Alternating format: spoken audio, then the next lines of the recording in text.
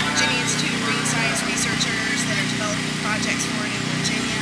So it's a different way of growing algae. Oh, okay. Well, I didn't know about that. All it is a flat sheet of fixed film, and you get filamentous algae like you grow your stream. Like you go get a rock with algae. Oh, the stuff that clings to it, yeah. And so you seed it with whatever algae is local to the body of water near you, and then the screen just takes off. And there's two components to it. It's very simple. The screen is relatively flat, but there's a dump bucket of water that comes in with a pump for your inlet water source. And once the dump bucket fills up to a certain height, it tips over. So it creates this wave action going over the algae. So there's kind of like this float, movement like this with the filamentous algae, which kind of helps keep it aerated, the algae exposed, and flashes light in a way that helps overcome some of the limitations with light and productivity.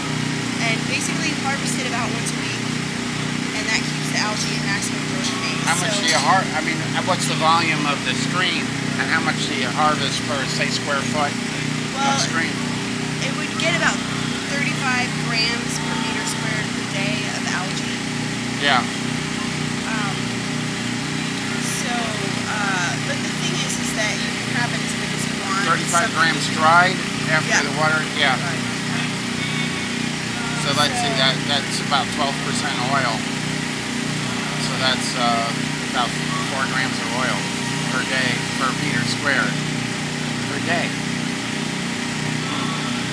So it'll scale pretty well, I think.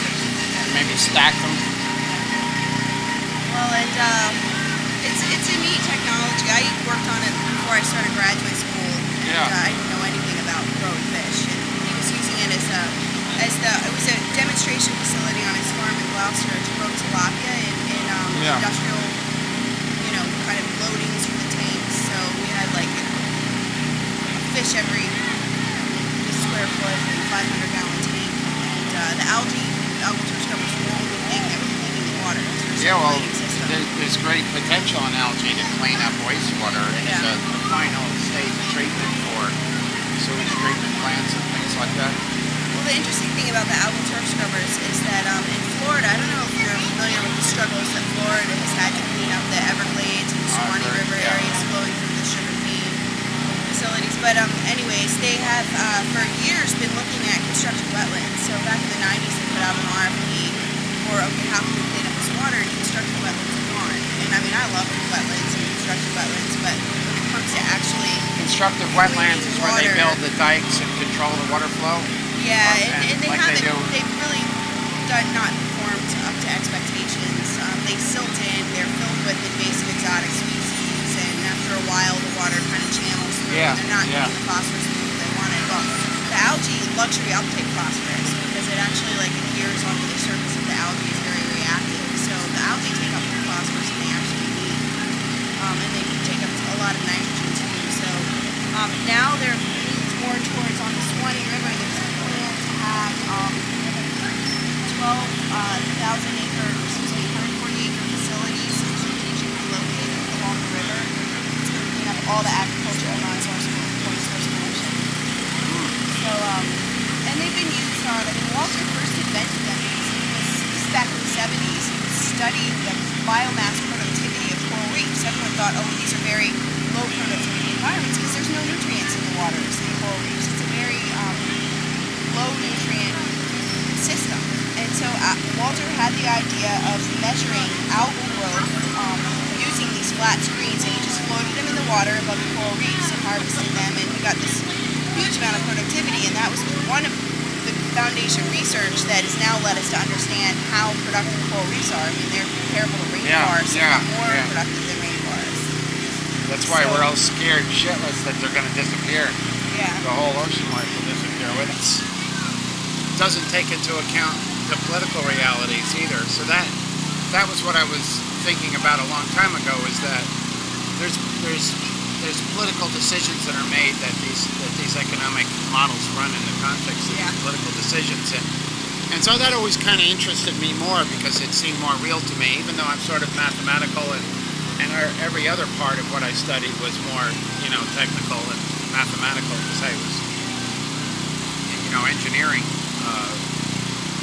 But yeah, somehow economics was always struggled with that a little bit. Yeah. Not with the math, but believing in it. Yeah, there was just something wrong with it, right? I mean, you just kind of had a sense that this isn't the whole picture. Yes, It was exactly. frustrating to be involved in learning it because I'm like, this just intuitively isn't sitting with me. But this kind of thing sounds like that the model will make a lot more sense if you take into account that some of these costs that they really have been ignoring and pretending aren't there. Tell me again, Kristen, then. Review, now that I've turned the camera on, what you're talking about of the costs of the economy. Can you put it back in a nutshell again for me? Ecological economics that came out of the work of H.E. Odom, who was first looking at ecosystems and looking at energy transfer and started quantifying components of ecosystems and recognizing how linked they were with other ecosystems and in the biosphere. And the concept of ecological economics is basically that our economy resides within our ecosystem, within our biosphere. And so there are limits to how much our economy can grow given that we have a limited amount of resources in our biosphere and a limited amount of places where we can put byproducts like pollution. And normal economics, standard modern economics, doesn't take that into account. So one of the fundamental questions that ecological economics is asked from a thermodynamic perspective, how big can our economy get and how fast within our ecosystem? Do we want to have a small economy that serves many people for a long time, or a very large economy that serves a lot of people for a short period of time? So it's really about balancing our resources and kind of taking into account the box that we live in, that is our biosphere, this thin film of living area that we have on the Earth's surface. And what you'll see is, I guess, almost every governor and leader and everything else will go, hooray, we can get back to our growth economy. Isn't that what we're dealing with? Is a growth economy versus I think we have to fundamentally look at where our economy is going. For example, if we could grow our own fuel here in Virginia, that's our economic recovery plan. Exactly. For example, there was just a report out that Virginia Department of Ag and Consumer Services sponsored about the value of agriculture and forestry in Virginia's economy. Now, agriculture and forestry combined had around $3 billion in direct sales going to landowners and of timber resources and to farmers.